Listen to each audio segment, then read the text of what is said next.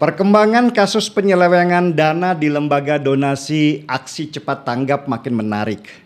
Ternyata Pusat Pelaporan dan Analisis Transaksi Keuangan atau PPATK menemukan banyak transaksi mencurigakan yang dilakukan oleh ACT.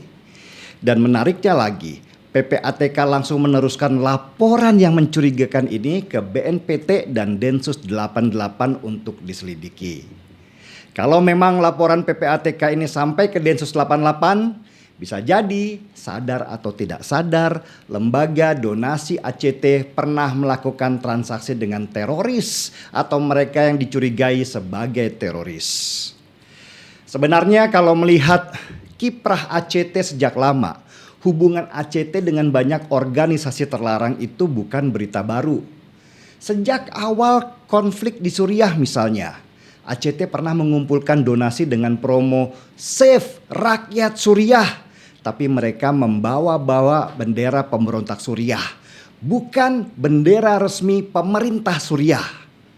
Ini yang berbahaya karena bisa jadi pemerintah resmi Suriah menganggap bahwa Indonesia bersimpati pada pemberontak Suriah dan membantu mereka. Padahal bantuan yang digerakkan ACT itu bukan resmi bantuan dari pemerintah Indonesia. Dari sisi ini saja sudah kelihatan bahwa lembaga aksi cepat tanggap sudah bermain politik daripada di kemanusiaan. Dan sangat mungkin bantuan yang dikumpulkan dari rakyat Indonesia itu dikirimkan bukan untuk membantu rakyat Suriah, tetapi buat membantu para pemberontak Suriah. Inilah satu bahan yang bisa dibawa Densus 88 berdasarkan laporan transaksi ACT. Selain itu, ACT juga punya hubungan kerjasama yang dekat dengan salah satu mantan pentolan HTI, Bahtiar Nasir. Bahtiar Nasir ini adalah salah satu pentolan kelompok garis keras yang sukses membangun gerakan besar lewat kelompok 212. Dia licin dan berbahaya. Berkali-kali terdengar bahwa Bahtiar Nasir sudah diincar oleh polisi, tapi dia tetap lolos juga. Salah satu jejak digital Bahtiar Nasir adalah ketika dia mengumpulkan dana lewat Yayasan Keadilan untuk Semua, lewat propaganda aksi 212 dan 411.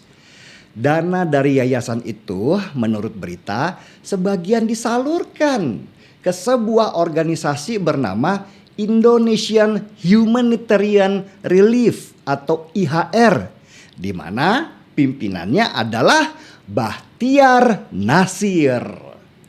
Dan dari jejak transaksi IHR itu diketahui bahwa ada transferan kepada salah satu faksi terbesar kelompok pemberontak Suriah.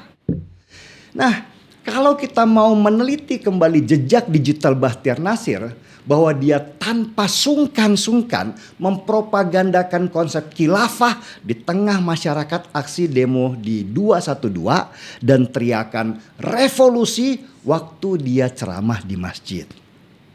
Kita kembali ke aksi cepat tanggap. ACT ini belakangan baru memberitahu ke publik kalau mereka itu bukan lembaga zakat sebenarnya, tapi lembaga filantropi. Dan anehnya, sebagai lembaga filantropi, ACT itu bisa mengutip dana sampai 13,5% dari total donasi yang mereka dapatkan. Coba tahu berapa donasi yang ACT dapatkan? Tahun 2018 saja mereka menerima dana sampai 540 miliar rupiah dari propaganda-propaganda save ini, save itu. Coba hitung lagi berapa nilai 13,5% dari total jumlah 540 miliar rupiah itu. Mau saya hitungkan. Total buat ACT saja mereka dapat pendapatan sampai lebih dari 70 miliar rupiah setahun. Wih, gile. Pantes mereka bisa hidup bermewah-mewahan dengan gaji sampai ratusan juta rupiah per bulan dan mobil Alphard sebagai kendaraan operasional. Itu baru yang resmi. Yang nggak resmi inilah yang sedang diselidiki. Dan jika akhirnya Densus 88 bisa membuktikan kalau organisasi Aksi Cepat Tanggap ternyata punya hubungan dengan organisasi teroris, maka sudah saatnya ACT dibekukan dan tangkap para petinggi-petingginya. Begitu juga Bahtiar Nasir. Saya cuma pengen tahu apakah dia sampai sekarang masih licin dan bisa terus menghindar dari kejaran polisi. Maaf, yang mengejar kali ini bukan sekedar polisi, tetapi Densus 88. Seruput dulu kopinya.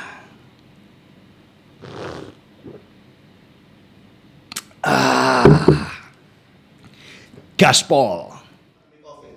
Jadi kalau misalnya dialokasikan dana teroris, itu dana yang mana? Kami menyampaikan ini supaya lebih lugas, karena kami tidak pernah berurusan dengan teroris, kami nggak pernah berurusan dengan, kayak misalnya ke Suriah dulu ada pertanyaan begini teman-teman, apakah ACT menaruhkan bantuan kepada pemerintah yang Syiah atau kepada pemberontak yang ISIS? Kami sampaikan kemanusiaan itu nggak boleh menanyakan tentang siapa yang kami bantu, agamanya apa, nggak penting. Jadi yang kami tahu ada orang tua yang sakit, ada anak-anak yang terlantar, korban perang kami terima di pengungsian di perbatasan Turki, kami berikan bantuan pangan medis kepada mereka, dan kami tidak pernah bertanya mereka itu Syiah atau ISIS, tidak penting buat kami. Karena keluarga ini adalah orang-orang jompo, tua-tua, anak-anak yang harus kami bantu. Korban perang, ini prinsip kemanusiaan itu begitu. Jadi kalau dibawa kemana-mana, kami jujur saja, kami sering bingung gitu. Sebenarnya yang disebut sebagai teror itu dan